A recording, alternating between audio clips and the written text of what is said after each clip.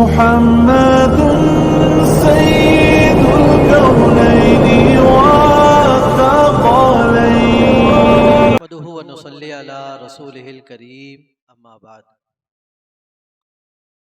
فاعوذ بالله من الشيطان الرجيم بسم الله الرحمن الرحيم ما آتاكم الرسول فخذوه وما نهاكم عنه فانتهوا صدق اللہ العظیم. وہ زباں جس کو سب کن کی کنجی کہے، اس کی نافذ حکومت پہ لاکھوں سلام. آئیے عقیدت کے ساتھ نبی پاک صاحب لولاک احمد مجتبیٰ محمد مصطفیٰ صلی اللہ علیہ وسلم کی بارگاہ میں بڑے ہی عقیدت کے ساتھ درود شریف پڑھ لیں. اللہم صلی علی سیدنا مولانا محمد بارک وسلم صلاۃ و سلام علیک یا رسول اللہ صلی اللہ. آج بڑی خوشی کا موقع ہے کہ درس حدیث کا یہ سلسلہ ہوتا ہوا آج ایک نئی جگہ بھی منعقد ہو رہا ہے. اللہ رب العزت تمام حاضرین کی حاضری کو قبول فرمائے. ہم اور آپ یہاں جمع ہوتے ہیں کس نام پر؟ اس نام پر کہ اللہ کے رسول صلی اللہ علیہ وسلم کا ذکر ہوگا، اور اسی کام کے لیے ہر جگہ سے ہوتے ہوئے یہاں تشریف لے آتے ہیں. بسا اوقات تو ایسا ہوتا ہے کہ نہ گھر معلوم ہوتا ہے نہ گھر والا معلوم ہوتا ہے، بس نبی کے نام پر ڈھونڈتے ڈھونڈتے ہم پہنچ جاتے ہیں. تو ہمارا یہاں جمع ہونا یا اللہ اس کے رسول کے لیے، ہماری اور آپ سے ملاقات یا اللہ اس کے رسول کے لیے، نہ ہماری آپ کی کوئی رشتہ داری ہے نہ آپ کی ہماری کوئی رشتہ داری ہے دنیاوی. تو ہم جو جمع ہو رہے ہیں صرف اور صرف اللہ اور اس کے رسول صلی اللہ تعالیٰ علیہ وسلم کے لیے. آئیے یہ جو ہمارا جمع ہونا اللہ اس کے رسول کے لیے ہے، تو کیا اس طور پر جمع ہونے سے ہمیں کچھ فائدہ ہوگا کہ نہیں ہوگا؟ آج کی گفتگو بس اسی ضمن میں ہونی ہے کہ ہم جو یہ جمع ہو رہے ہیں اللہ اس کے رسول کے نام پر، تو ہمیں اس کے صلے میں کیا ملنے والا ہے. درود پاک پڑھیں گے. اللہم صلی علی سیدنا مولانا محمد بارک وسلم صلاۃ و سلام علیک یا رسول اللہ صلی اللہ علیہ وسلم. 28ویں پارے کی ایک آیت ہے، والذین تبوؤا الدار والایمان من قبلہم یحبون من ہاجر الیہم. ترجمہ اس کا یہ ہے کہ جنہوں نے پہلے ہی سے اس شہر میں اور ایمان میں اپنا گھر بنا لیا ہے، وہ لوگ دوست رکھتے ہیں. کن کو؟ وہ لوگ دوست رکھتے ہیں انہیں جو ان کی طرف ہجرت کر کر گئے ہیں. دراصل یہ آیت مبارکہ نازل ہوئی ہے انصار صحابہ کرام کی مہاجرین صحابہ کرام سے محبت کے بیان میں، کہ جب اللہ اس کے رسول کا حکم آ گیا کہ اب ہجرت کر کے جانا ہے، تو مہاجرین صحابہ اپنا ساز و سامان، مال و اسباب، رشتہ داریاں سب کچھ چھوڑ کر مکہ سے مدینہ تشریف لے آئے.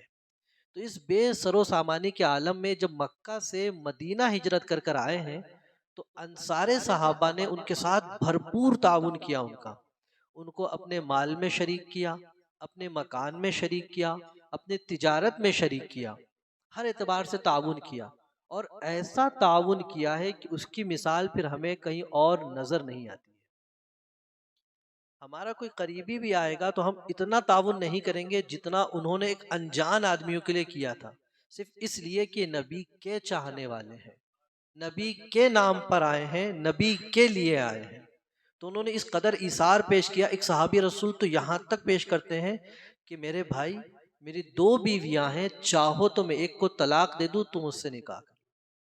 تو یہ قربانی عام قربانی نہیں ہے. اچھا، تو ہجرت کے بعد مہاجرین جو ہے یہ انصار صحابہ کے گھر ہی میں ہی رہتے تھے. انہی کے ساتھ نبی کریم صلی اللہ علیہ وسلم نے بھائی بنا دیا تھا کہ تم ان کے بھائی ہو، تم ان کے بھائی ہو، تم ان کے بھائی ہو.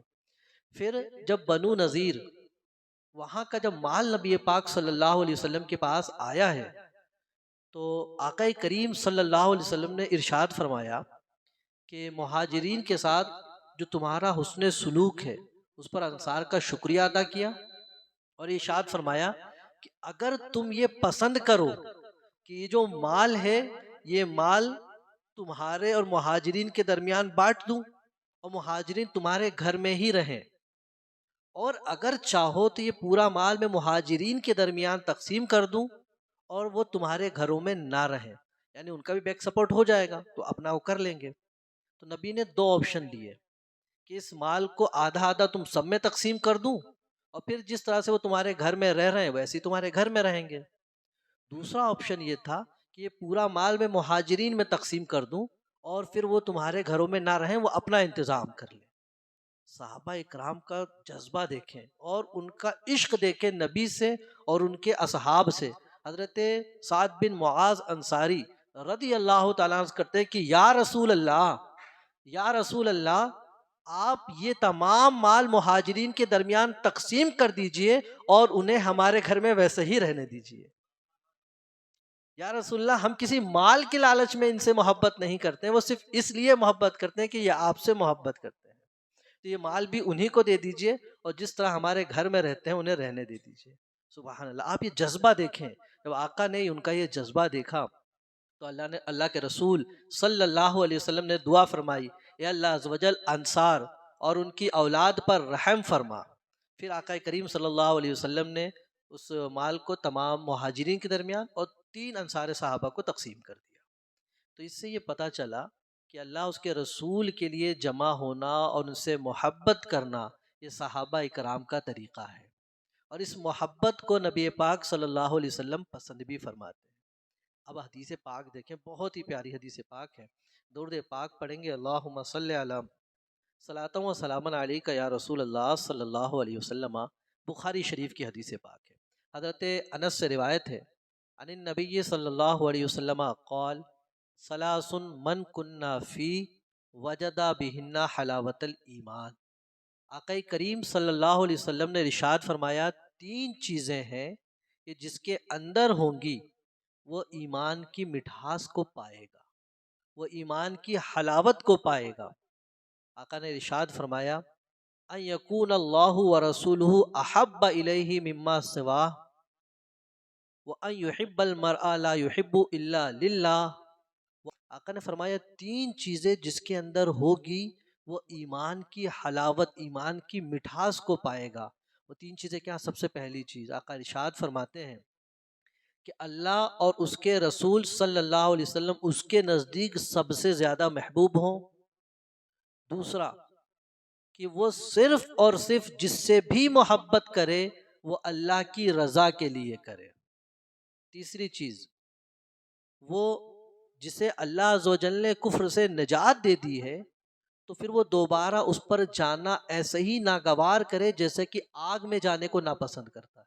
تو جس بندے کے اندر 3 چیز پائی جائیں گی وہ ایمان کی حلاوت، اس کی مٹھاس کو پائے گا۔ اب یہ 3 چیزیں ہمیں دیکھنا ہے کہ ہم اپنے اندر پاتے ہیں کہ نہیں پاتے۔ تو اس 3 میں سے ایک چیز تو میں دیکھ رہا ہوں، ان 3 چیز میں سے ایک چیز تو میں یہاں اپنے اندر اور آپ سب کے اندر دیکھ رہا ہوں، وہ یہ ہے کہ ان یحب المرء لا یحبہ الا للہ، کہ وہ جس سے بھی محبت کر رہا ہے وہ صرف اللہ ہی کے لیے محبت کر رہا ہے۔ ہم یہاں آپ جمع ہوئے ہیں، نہ میری آپ سے کوئی پرسنل رشتہ داری ہے، نہ آپ کی مجھ سے کوئی رشتہ داری ہے۔ ہم جمع صرف اس لیے ہو گئے کہ اللہ کے رسول صلی اللہ علیہ وسلم کا ذکر ہونا ہے، اللہ کا ذکر ہونا ہے، ہم جمع ہو گئے۔ آپ نے محبت سے مجھے سلام کیا، میں نے محبت سے جواب دیا۔ یہ محبت کس لیے؟ وہ محبت صرف اس لیے کہ یحبہ الا للہ، صرف اللہ ہی کے لیے ہم آپ سے محبت کر رہے ہیں اور آپ ہم سے محبت کر رہے ہیں۔ تو ایمان کے حلاوت کی ایک نشانی تو ہم دیکھ رہے ہیں، باقی 2 نشانی وہ پھر اندر اپنا تعلق ہے۔ کفر پہ جانا آپ ویسے ہی ناپسند کرتے ہیں جیسے کہ آگ میں جانے کو ناپسند کرتے ہیں، تو یہ بھی ہر مسلمان سے تو ہماری توقع یہی ہے کہ مسلمان ہونے کے بعد وہ جان دینا تو پسند کر سکتا ہے لیکن ایمان کو ہاتھ سے جانے دینا پسند نہیں کر سکتا۔ وہ یہ بالکل گوارا کر لے گا کہ اسلام کے نام پر اس کی جان چلی جائے، لیکن کبھی یہ پسند نہیں کرے گا کہ اس کو کفر کرنا پڑے۔ تو یہ بھی تقریباً اس حد تک تو ہمارے نزدیک موجود ہے۔ بس رہ گئی بات کہ اللہ اس کے رسول ہمارے نزدیک سب سے زیادہ محبوب ہوں، تو اس کا فیصلہ آپ کا سب کا اپنا اپنا دل کر سکتا ہے، کیونکہ یہ دل کا معاملہ ہے۔ اب وہ جانتا ہے کہ اس کے نزدیک محبت اللہ اس کے رسول کی سب سے زیادہ ہے یا اور کسی کی سب سے زیادہ ہے۔ اس کی تشریح میں دیکھیں، بہت اچھی بات لکھی ہے۔ سب سے پہلی چیز تو دیکھیے کہ حلاوت الایمان، ایمان کی حلاوت، ایمان کی مٹھاس پائے گا وہ۔ تو یہ مٹھاس کیا چیز ہے بھائی؟ کسی چیز کی مٹھاس تو یہ کہ کوئی میٹھی چیز ہو، کھائے تو منہ میں اس کا ٹیسٹ محسوس ہوگا۔ تو ایمان تو چکھنے والی چیز ہے نہیں، اس لیے محدثین فرماتے ہیں یہاں ایمان کی حلاوت یا ایمان کی مٹھاس سے مراد یہ ہے کہ انسان کو عبادت اللہ عز و جل اور اس کے رسول صلی اللہ علیہ وسلم کی خاطر مشقتیں برداشت کرنے میں لذت محسوس ہونے لگے، یعنی اللہ اس کے رسول کے نام پر اس کو کوئی مصیبت بھی آئے تو لگے کہ کوئی مصیبت نہیں ہے وہ، ایک چیز۔ دوسرا، اطاعت الہی وہ خوب کرنے لگے، جس چیزوں سے منع کیا اس سے بچنے لگ جائے، تو یوں سمجھے کہ یہ ایمان کی حلاوت اور اس کا مزہ آپ محسوس کر رہے ہیں۔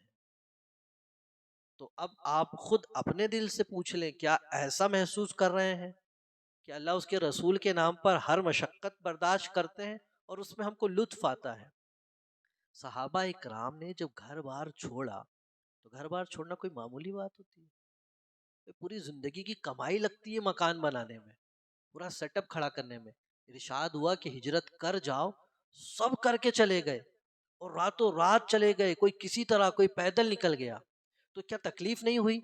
تکلیف ہو رہی تھی، لیکن اس تکلیف میں بھی وہ لذت محسوس کر رہے تھے، کیوں؟ ان کا ایمان کامل تھا۔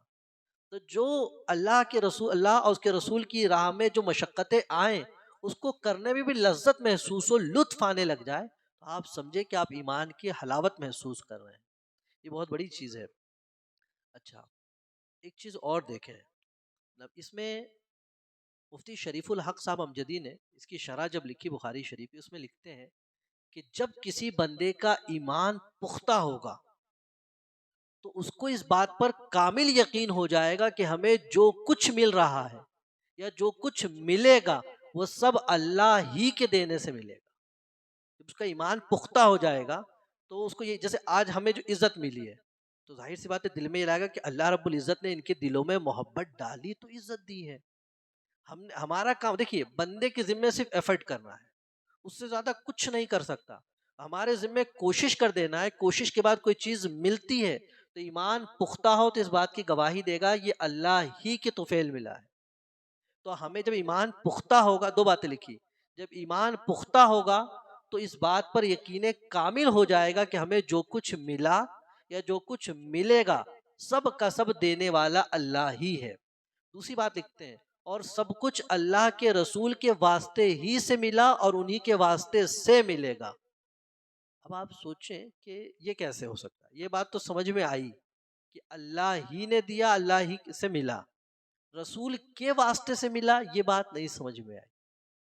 دیکھیں، دراصل آپ نے یہ کیسے جانا کہ وہ ہمارا رب ہے؟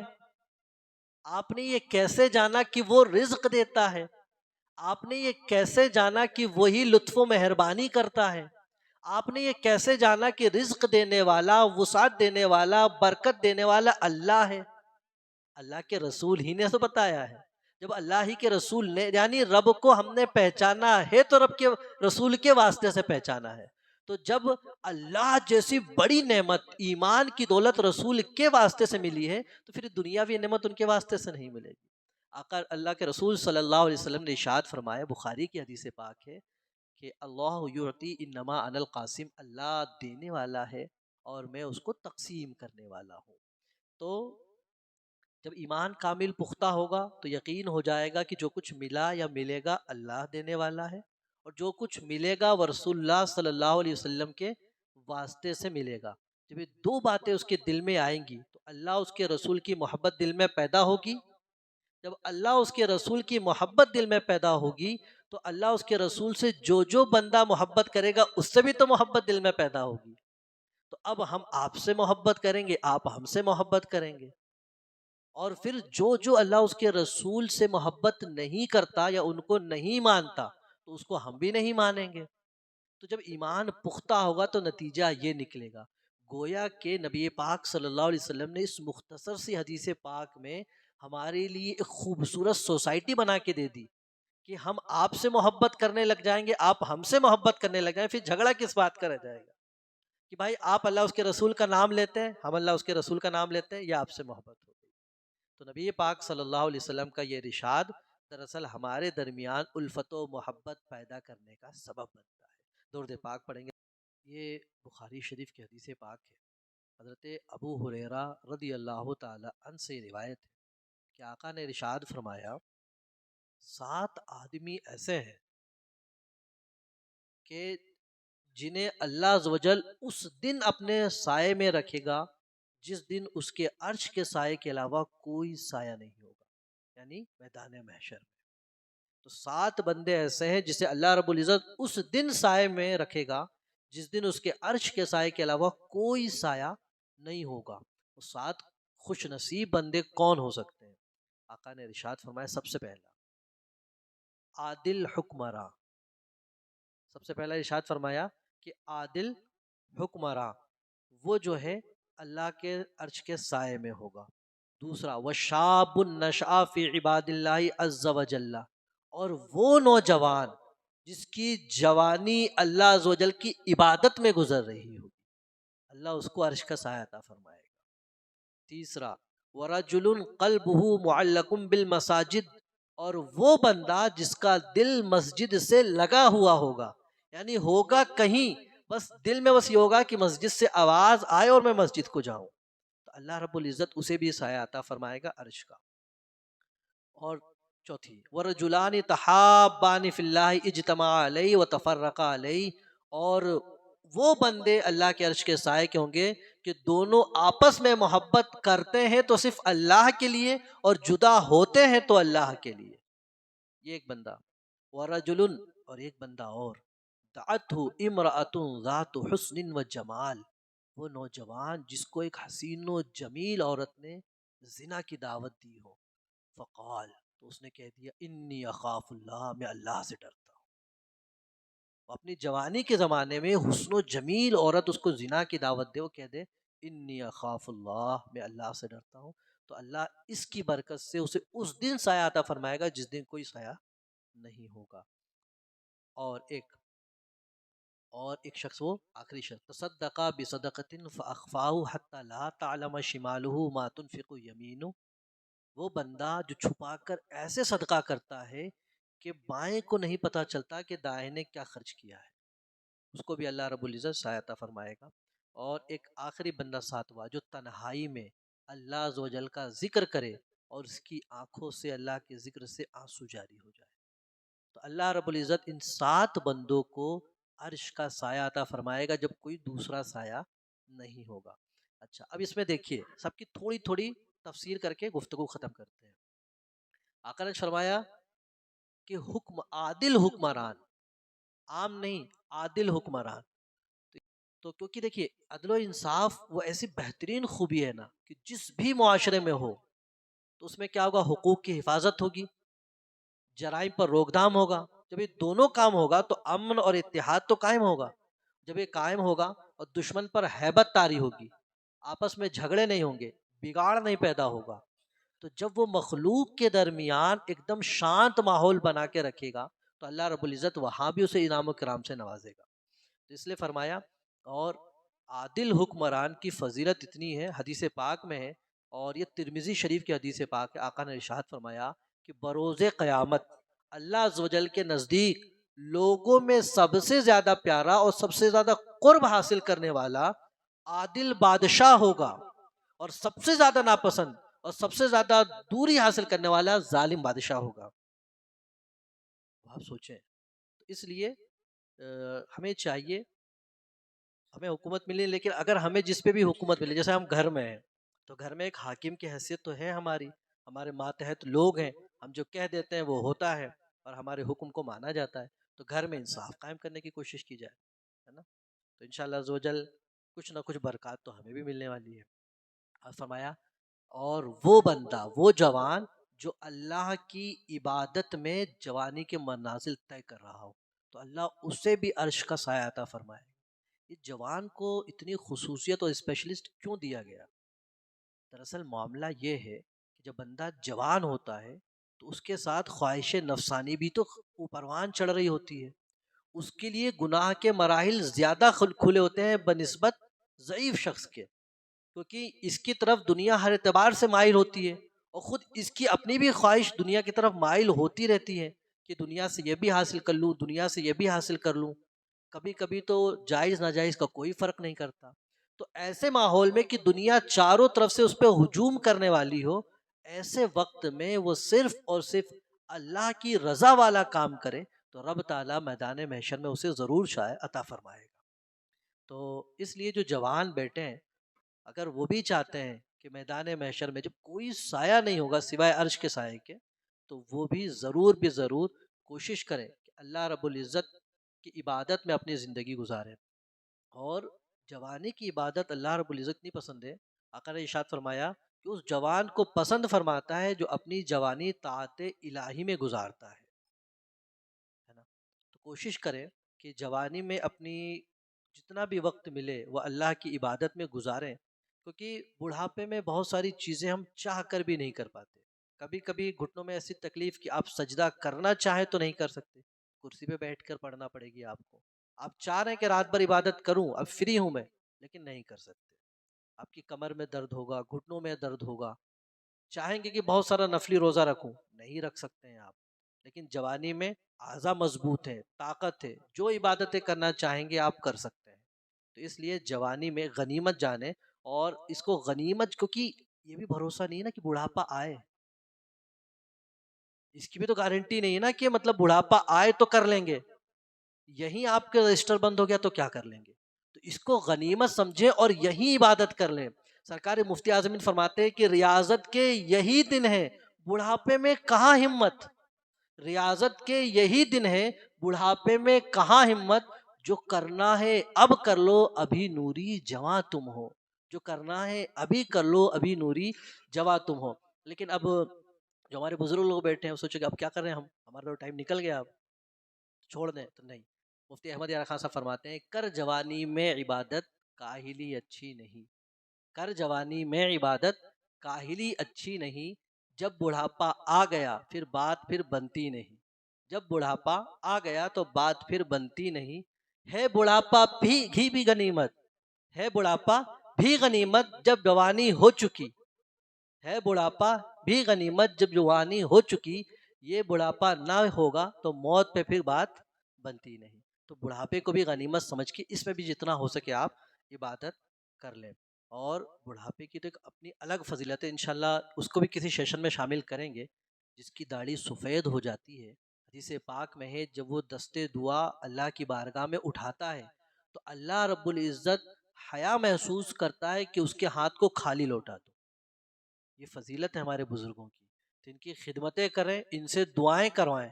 اب آ گئے ہیں، بٹھا کے رکھیے گا جب تک دعا نہ کر دیں آپ لوگوں کے لیے، کیونکہ بڑی فضیلت ہے یہ. تو جوانوں کا اپنا مقام ہے، بزرگوں کا ایک اپنا مقام ہے. تو اللہ کے رسول صلی اللہ علیہ وسلم نے دونوں کے لیے فضیلتیں ہمارے لیے بیان کر دی. تیسرا بندہ وہ تھا جس کا دل مسجد سے لگا ہوا، وقلبہ معلق بالمساجد، جس کا دل مسجد سے لگا ہوا ہو، اس کو بھی اللہ رب العزت برکت عطا فرمائے گا. دیکھیں دراصل معاملہ کیا ہے، یہ مسجد ہمارا دین ہی تو ہے، ہم وہیں سے تو دین سیکھتے ہیں. ہمارا بچہ بھی نمازی وہیں سے بنتا ہے، ساری چیزیں وہیں سے سیکھتے ہیں ہم. تو مسجد سے دل بنا رہے گا تو مسجد میں بیٹھنا بھی عبادت، وہاں رہنا بھی عبادت، اور وہاں عبادت کرتے ہیں تو ثواب الگ ملنا ہی ہے. اللہ کے رسول صلی اللہ علیہ وسلم نے ارشاد فرمایا کہ دنیا کے زمینوں میں سب سے بہترین جگہ مسجد ہے اور سب سے بری جگہ بازار ہے. اور آج ہماری بھیڑ کہاں ہے؟ سب سے بری جگہ. اب چاہے وہ کسی بھی موقع میں ہو، اسپیشلی جو رمضان کا مہینہ ہوتا ہے جس میں بھیڑ ہونی چاہیے، اس میں بھی آپ مارکیٹ دیکھ لیں گے جا کے ایک بار کیا حال ہوتا ہے ہمارے رمضانوں میں بھی. اسپیشلی خواتین تو جگہ ہی نہیں رہتی، کہاں سے آپ جائیں گے. خیر اللہ توفیق دے. تو عرض کر رہا تھا کہ جس کا دل مسجد میں لگا رہے، اللہ عزوجل کے گھر سے دائمی محبت کے صلے میں اللہ رب العزت اس کو عرش کا سایہ عطا فرماتا ہے. بڑی اچھی بات لکھی ہے کہ مومن مسجد میں ایسے ہی خوش ہوتا ہے جیسے مچھلی پانی میں خوش ہوتی ہے. اور منافق کی حالت مسجد میں ایسی ہوتی ہے جیسے پرندہ پنجرے میں بند ہو جاتا ہے۔ اور میرات المناجی میں تو یہاں تک فرمایا کہ صوفیہ فرماتے ہیں کہ مومن مسجد میں ایسا ہوتا ہے جیسے مچھلی پانی میں، اور منافق ایسا جیسے چڑیا پنجرے میں ہوتی ہے۔ اس لیے کوشش کیا کریں کہ نماز پڑھ کے فوراً نہ بھاگ جایا کریں، اگر کوئی ضروری کام نہ ہو تو تھوڑی دیر بیٹھا کریں۔ کبھی کبھی تو یہ ہوتا ہے یہ سلام پھیرے اور یہ سلام، ادھر دکھ رہے تھے کچھ ہے، سلام پھیر کے دیکھتے کہ یہ پورا غائب اور یہ پورا غائب۔ اس لیے تھوڑا وقت دیں اپنے آپ کو، مسجد میں دیں۔ آپ خود محسوس کریں گے ایک چیز کو، جس دن آپ کو بہت اسٹریس ہو، بہت پریشان ہو، ایک دم ایسا لگ رہا ہے کہ ختم ہو رہا ہے سب، وضو بنا کر مسجد میں جا کر 5 منٹ بیٹھیں، 2 رکعت پڑھ کر پھر بیٹھیں، آپ کو ایسا محسوس ہوگا جو کچھ تھا سب سکون میں آ گیا ہے۔ تو تھوڑا سا وقت نکال کر مسجد میں بیٹھا کریں تو انشاءاللہ مسجد میں بیٹھنے کا بھی ثواب ملے گا، اور وہاں جو دل میں سکون حاصل ہوتا ہے وہ اور کہیں حاصل نہیں ہوتا ہے۔ یہ آپ اور ہم سب کا پریکٹیکل ہے، نہ ہو تو ایک بار کر کے آپ ضرور دیکھیں گے۔ تو میں جلدی جلدی بس گفتگو کو سمیٹ رہا ہوں کہ، اور ایک چیز جو اس موضوع تھا کہ رجلان تحابانی علیہ، کہ 2 بندے اللہ اس کے رسول کی محبت میں ہی جمع ہوتے ہیں، اور کسی سے جدا ہوتے ہیں تو اسی بیس پر جمع ہوتے ہیں۔ جیسے آج ہم اور آپ، نہ آپ نے مجھے کبھی دیکھا نہ میں نے آپ کو دیکھا تھا، کہہ دیا کہ آج اللہ اس کے رسول کا نام لینا ہے، یہاں پر سب آ گئے۔ تو اتنا تو ہے کہ ہم اللہ اس کے رسول کے نام پر جمع ہو گئے، اور پھر جدائی کی بھی ہوگی تو اللہ اس کے رسول کے نام پر۔ تو امید کرتے ہیں کہ یہ معاملہ اگر زندگی بھر بنا رہا کہ اسی کی محبت پر جمع ہوں گے، اور کسی سے جدائی بھی ہوگی تو اسی کی محبت پر، تو انشاءاللہ عزوجل امید ہے کہ اس سائے میں ہمارا بھی جگہ مل جائے انشاءاللہ عزوجل۔ اچھا بس آخری 2 اور بچ گئے ہیں۔ خوف خدا کی وجہ سے پاک دامنی کی حفاظت کرنا، کہ وہ شخص کہ امراتن دعت ہو، کہ وہ عورت جس نے اس کو زنا کے لیے بلایا اور کہے کہ میں اللہ سے ڈرتا ہوں۔ حضرت حسن بصری رضی اللہ تعالی عنہ نے ایک واقعہ لکھا ہے کہ ایک فاحشہ عورت تھی، فاحشہ عورت تھی وہ، اور بہت ہی حسین و جمیل تھی، بہت ہی حسین و جمیل۔ تو اس کا جو پیسہ لیتی تھی وہ 100 دینار لیا کرتی تھی، جو بھی اس کے پاس جاتا تھا تو وہ ایک رات کا 100 دینار لیا کرتی تھی۔ 100 دینار بہت ہوتے ہیں۔ ایک مرتبہ معاملہ یہ ہوا کہ ایک عابد عبادت گزار بندے کی اس پر نظر پڑ گئی، جوان تھے، نفس نے بہکا دیا، تو بس اب ان کے دل میں یہ بے قراری آ گئی کہ کسی طرح بھی اس کی قربت پانا ہے مجھے، کسی طرح بھی اس کی قربت پانا ہے۔ بس اب یہ تھا کہ پیسے بھی نہیں ہیں، تو صرف اس کی قربت پانے کے لیے اب وہ محنت مزدوری کرنے لگے کہ 100 دینار جمع ہو جائیں۔ غور کیجئے گا نیت کیا ہے؟ گناہ کی۔ اب 100 دینار جمع کرتے کرتے 100 دینار جمع ہو گئے ان کے پاس۔ جب مطلوبہ رقم جمع ہو گئی، اس کے پاس پہنچے اور کہا کہ تیرے حسن نے مجھے دیوانہ کر دیا ہے، اور تجھے حاصل کرنے کے لیے میں نے محنت و مزدوری کی ہے، 100 دینار جمع کر لیے ہیں۔ تو اس فاحشہ نے کہا کہ میرے وکیل سے مل لو اور وہاں پیسے جمع کروا دو، کانٹریکٹر ہوتے ہیں تو وہاں جمع کروا دیے۔ پھر عابد کو اندر جانے کی اجازت دے دی کہ جاؤ اندر۔ تو جب وہ گناہ کے لیے اس فاحشہ کے پاس جا کر بیٹھا، اور جیسے ہی گناہ کی خواہش دل میں آئی، فوراً اللہ کا خوف اس کے دل میں آیا، اور پورا بدن اس کا کھاپنے لگا اللہ کے خوف سے۔ کپ کپاہٹ اتنی کہ جو شہوت، جو خواہش، جو فزیکل ریلیشن بنانے کی جو تمنا دل میں اٹھی تھی وہ سب ایک دم ختم، کانپنے لگا۔ عورت نے کہا یہ کیا ہے؟ میں تجھے پسند آئی، تو نے میرے پانے کے لیے اتنی محنت کی، 100 دینار جمع کیے، اور جب خواہش پوری کرنے کی بات آتی ہے تو اس طرح تھرتھرا رہا ہے۔ تو اس نے کہا کہ میں واپس جانا چاہتا ہوں، میں واپس جانا چاہتا ہوں۔ بولے عجیب بندہ ہے، میرے پاس جو بھی آیا بغیر خواہش پوری کیے گیا نہیں، اور تو بھی آیا ہی اسی لیے تھا، اور اب کہہ رہا واپس جانا چاہتا ہوں۔ تو عابد نے کہا کہ میں اپنے رب عز و جل کے سامنے کھڑے ہونے سے ڈر گیا ہوں، کہ مجھے اس ڈر ہو گیا کہ اگر اس کے بارے میں رب نے مجھ سے پوچھ لیا تو میں کیا جواب دوں گا، اس ڈر سے میرا تمام عیش ختم ہو گیا، مجھے جانے دے۔ وہ بات سن کر اس طوائف جو تھی اس کے دل میں بھی ایک اثر ہوا، اس کے دل میں ایک اثر ہوا، تو کہا اگر واقعی یہی بات ہے تو میں چاہتی ہوں کہ میرے علاوہ کوئی دوسرا میرا شوہر نہ بنے. اگر یہی بات ہے کہ تو اللہ کے خوف سے مجھ سے بھاگ رہا ہے تو اب میری بھی خواہش یہ ہے کہ میں تجھ سے ہی نکاح کروں، تو ہی میرا شوہر بن جائے. عابد نے کہا کہ میں جب تک یہاں سے نکل نہ جاؤں میں کوئی فیصلہ نہیں دے سکتا، کیونکہ ہو سکتا ہے نا شیطان دل میں بہکا دے تو وہ خوف ختم ہو جائے. بولے یہاں سے نکل نہیں جاؤں تب تک میں نہیں کہہ سکتا. اس نے کہا ٹھیک ہے، لیکن اگر میں بعد میں تیرے پاس آؤں تو کیا تم مجھ سے شادی کر لے گا؟ عابد نے کہا ٹھیک ہے کر لوں گا. اس کا دروازہ کھولا وہ چلی گئی. اس عابد کے جملے کی وجہ سے کہ مجھے رب کی بارگاہ میں جواب دینے سے خوف محسوس ہو رہا ہے، اس کے بھی دل میں خوف پیدا ہوا اور اس نے اس گناہ سے توبہ کر لی. عورت نے ایک زمانے سے جو اس کام میں ملوث تھی، ایک عابد کے اس جملے سے اس نے توبہ کر لی. اب عابد وہاں سے نکل کر اپنے گھر کو چلا گیا، یہ بھی توبہ کر لی. پھر معلوم کرتے کرتے اس کا پتہ معلوم کر کے عابد کے پاس پہنچی کہ اس نے کہا تھا اگر میں بعد میں آؤں تو نکاح کر لو گے، تو بعد میں پہنچی ہے. تو جیسے اس کا دروازہ کھٹکھٹایا، عابد نے دروازہ کھولا تو اس کو دیکھتے ہی ایک چیخ ماری اور خوف خدا سے اس کی روح قبض ہو گئی، مر گیا، وہیں مر گیا. وہ اس کے دل میں خوف اتنا پیدا ہو گیا کہ گناہ کرانے پھر یہاں آ گئی، تو اس خوف سے وہ وہیں انتقال کر لیا. جب اس نے دیکھا تو وہ ایک دم سکتے میں آ گئی کہ میں نے اسی کے لیے گناہ سے توبہ کی ہے اور میں چاہ رہی ہوں کہ اب واپس اس راستے میں نہ جاؤں تو کیا کروں.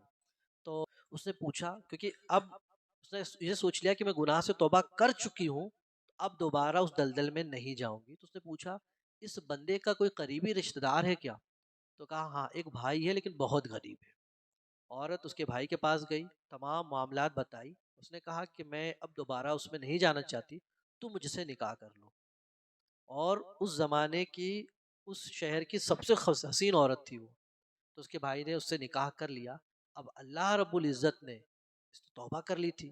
دیکھیے توبہ آپ نے کر لی تو پیچھے جو کچھ کیا ہے سب معاف ہے، پیچھے جو کچھ کیا ہے سب معاف ہے. تو سچے دل سے اس نے توبہ کر لی، اچھی نیت سے نکاح کر لیا. اللہ رب العزت نے اس توبہ کی برکت سے ان دونوں کو نیک اولاد عطا فرمائی. 7 بیٹے دیے، ساتوں کے ساتھ نیک پیدا ہوئے. سبحان اللہ.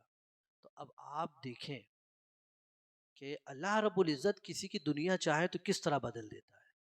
تو ہمیں بھی چاہیے کہ جب بھی گناہ کا اس طرح کا معاملہ آئے تو خوف خدا دل میں رکھیں کہ ہمیں جواب دینا ہے. کیونکہ آج کے ڈیٹ میں گناہ کے بازار اتنے گرم ہیں، اتنے گرم ہیں کہ پہلے تو جانا پڑتا تھا کہیں گناہ کے لیے، آج سارے انتظامات آپ کے جیب میں ہی ہیں. ایک کلک میں سارے گناہ کے انتظام جمع ہو جاتے ہیں. اور پہلے تو خوف بھی ہوتا تھا کہ بھائی بابا دیکھ لیں گے، چاچا دیکھ لیں گے، فلاں دیکھ لیں گے، محلے والا دیکھ لے گا. اب تو کون دیکھ رہا ہے؟ آپ نے موبائل چالو کیا، کس کو پتہ چل رہا ہے آپ کیا چلا رہے ہیں کیا نہیں چلا رہے ہیں. تو کوئی دیکھے یا نہ دیکھے، آپ کا رب آپ کو ہمیشہ دیکھ رہا ہے. کہیں ہم بیٹھتے ہیں جب لکھا رہتا ہے کہ آپ سی سی ٹی وی کے نگرانی میں ہیں تو ہم تھوڑا سا سنبھل کے بیٹھتے ہیں وہاں پر. تو آپ تو ہمیشہ رب تعالیٰ کی طرف سے لگائی ہوئی سی سی ٹی کیمرے میں ہیں. تو آپ کو بھی چاہیے جب بھی گناہ کریں یا گناہ کا خیال آئے تو بچنے کا سیدھا طریقہ، میرا رب مجھے دیکھ رہا ہے، مجھے اس کا جواب دینا ہے. تو انشاءاللہ جب اس کی عادت بنا لیں گے تو ایک دن وہ آئے گا کہ آپ بھی اسی نیک بندے کی طرح بخشے جائیں گے. اور انشاءاللہ عزوجل اس حدیث کی برکت سے جو فضائل ہوئے کہ اس دن جب کوئی سایہ نہیں ہوگا، اللہ اپنے عرش کے سایہ عطا فرمائے گا. تو ہمیں بھی امید ہے کہ اللہ اس کی برکت سے ہمیں وہ سایہ عطا فرمائے گا. چلے اللہ رب العزت کی بارگاہ میں دعا ہے کہ پروردگار یہ جو کچھ مختصر سی محفل یہاں بیان کی گئی اسے قبول فرمائے اور ہمیں عمل کی توفیق. محمد سید